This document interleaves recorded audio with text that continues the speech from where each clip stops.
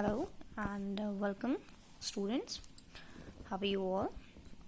Hopefully you are safe and fine. So just by wishing this that you are safe at your homes, I shall start the next class with the next topic, and with full energy you will have to learn this topic. And the topic which I am going to take today is graphical representation of motion. We have studied about motion. What was motion? If something changes, if an object changes its position, then it is said in motion.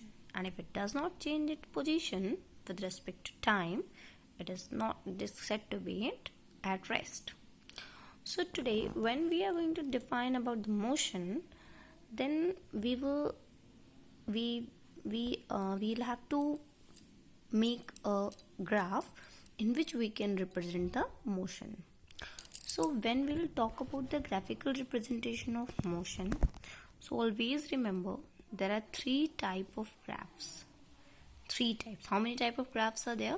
Three types of graphs are there. So we'll take one by one. I'm going to tell you the names of three types of graphs. As I have told you that there are three types of graphs. So the first one is distance time graph.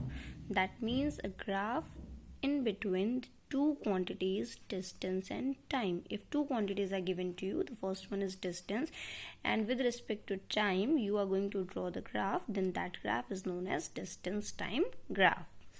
Second one is displacement time graph. A graph representing the variation between displacement and time is known as displacement time graph. And the third one is velocity time graph. A graph which is showing variation in between velocity and time, that is known as velocity time graph.